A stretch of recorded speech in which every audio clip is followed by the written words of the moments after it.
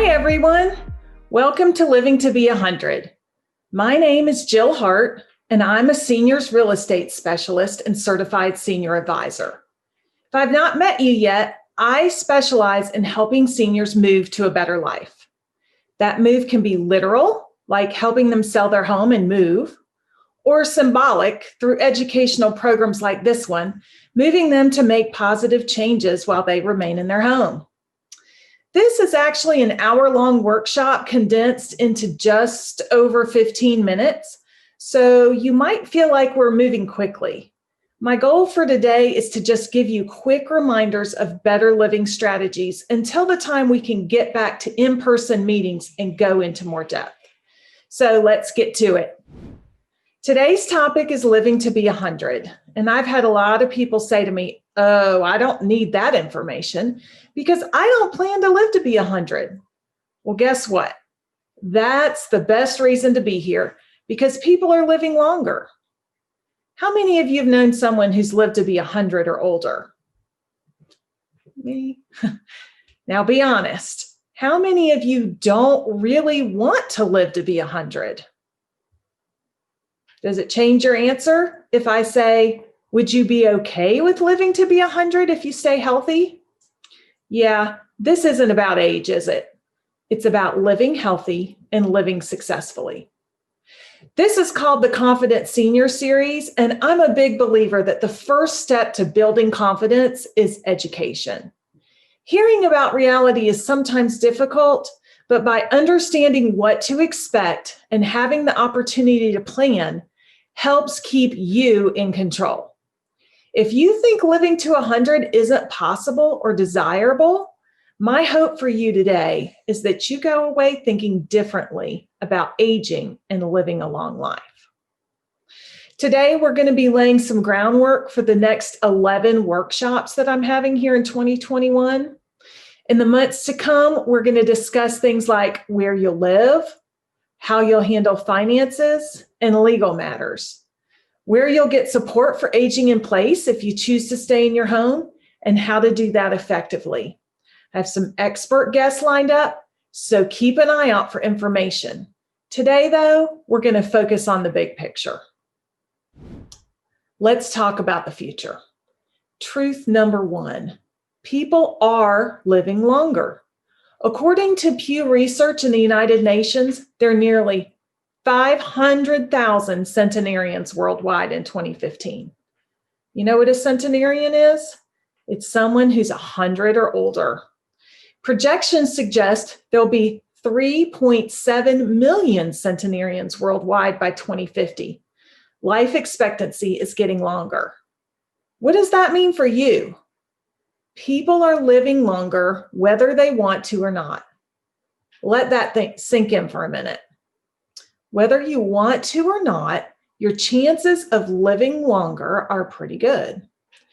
Now, if you ask people about aging, they say, oh, I won't live to be 100 because of whatever. What do you think that whatever is for most people? If you said genetics, you're right. People say, my family doesn't live that long. More people are living longer now regardless of genetics. Think about it.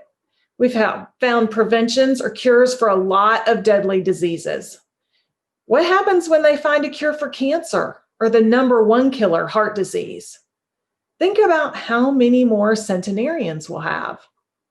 With advances in medicine and technology, there's a very good chance you might live to be 100 or more, whether or not your family did.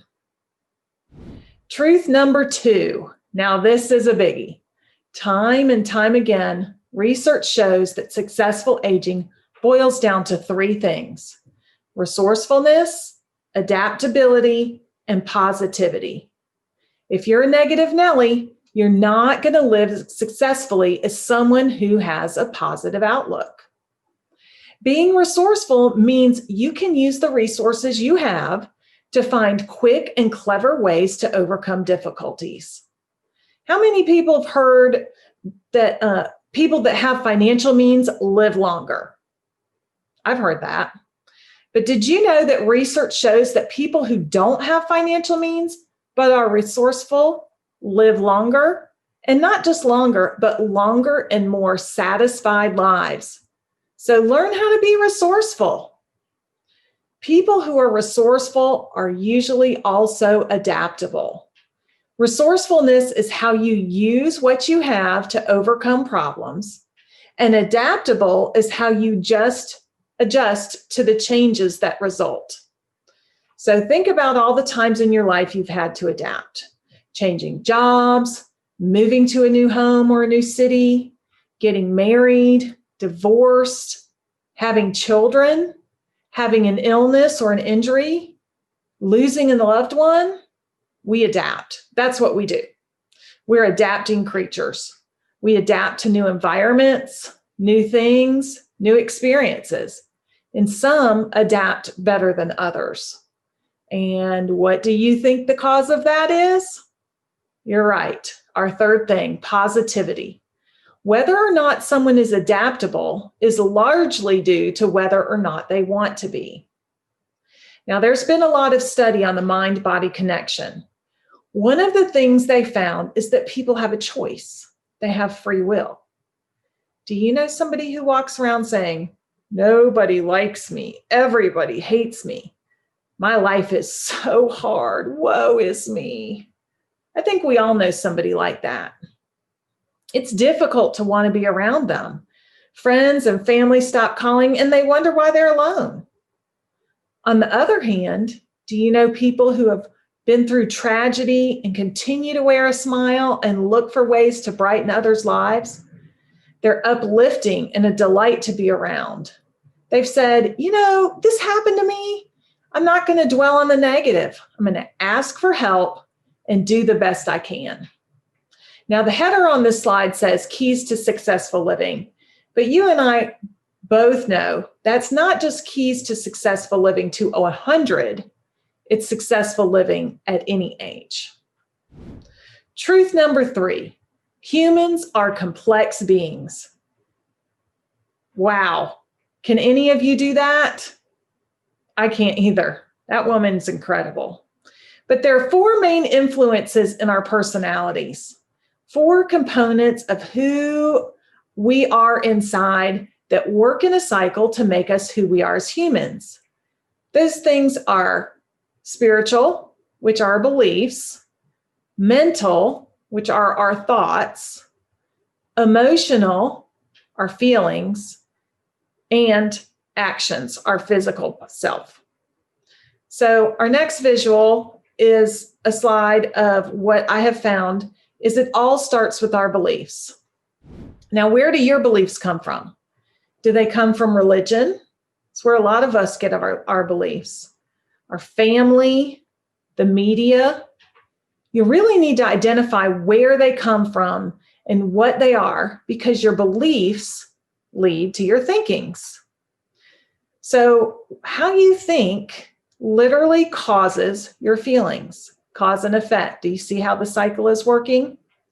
So if you believe that it's very possible you'll live to 100, and you think it would be pretty cool as long as you're healthy, you're going to feel inspired. Now, if you feel inspired, you're going to take action. Do you think that action will be positive or negative? Of course, it's probably going to be positive. Then what are your results going to be if you take positive action? You get positive results. And then that validates your belief that what? That you can live healthy to 100. Do you see the cycle? Now let's look at the opposite. Are you ready? If you believe that living to 100 won't happen, and that will cause you to think everyone who lives to 100 is in a nursing home, being ignored by their family, having to be fed, changed, and medicated. So how do you think you'll feel when you think about getting older? Does depressed come to mind? Scared? However you describe that negative energy is how you feel. When you feel negative, what action are you going to take? Some of you might be thinking nothing. But here's where it gets interesting. Some people might do nothing, but some people will take action because they're scared. Kind of crazy, huh?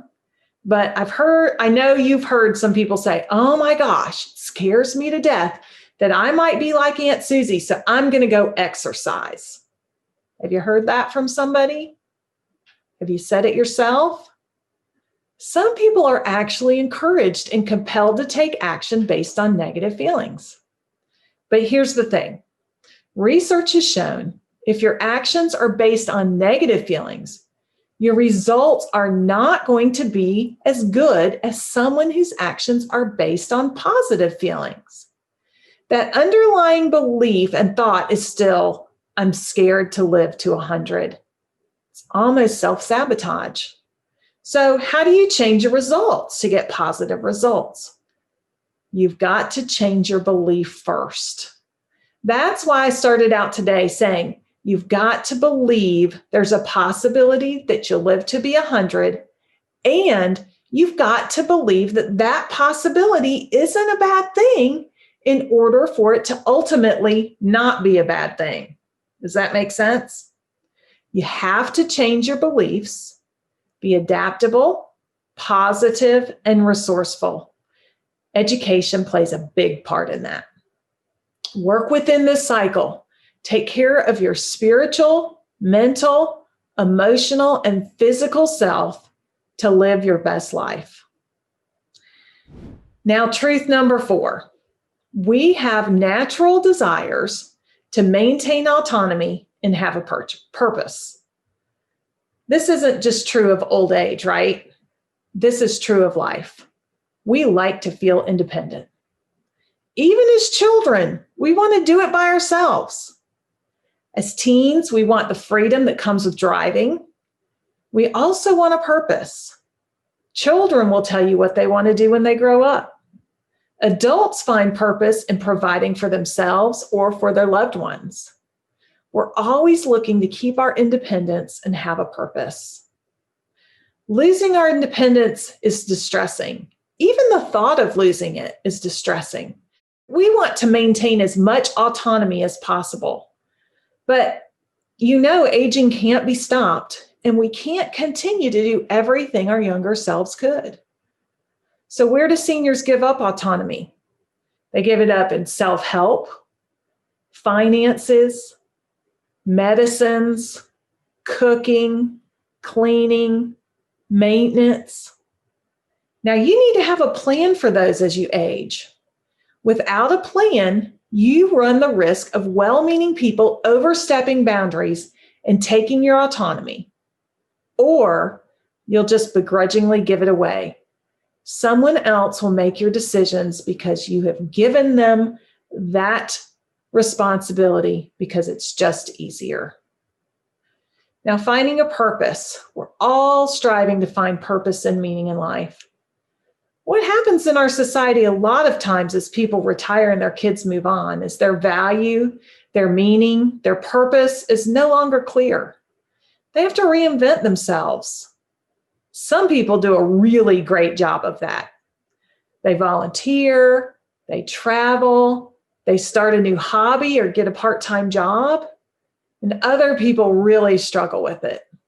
Believe me, it's universal. There are a lot of people who struggle, but no one can tell you what your purpose is or should be. You've got to connect with your inner self and be resourceful to figure out where to use your talents. Everyone has talents, so find out where to use them. Truth number 5, everybody leaves a legacy. Period. End of story. What's a legacy? Well, it's not one thing. For some people, their legacy is leaving millions of dollars to build a hospital wing or a university building. For some people, their legacy is the children, the grandchildren, the great-grandchildren that they've poured into. For some people, their legacy might be the people they led to becoming clean and sober as an AA crisis call volunteer. You can either leave a legacy on purpose or you can leave it by default.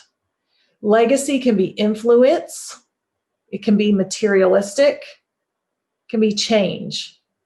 Legacy is whatever you decide it's going to be. It's how you leave this world. It's your eulogy at your funeral. Will those close to you know how to share your value? What will they say? Now, this is Zane. Zane was really hoping to make it to 100. This picture was taken on March 9th in 2019. He was 97 years old. He passed away 74 days later. He refused to stop enjoying life and was never bedridden. He didn't want to miss a thing. How do you picture yourself as you approach 100?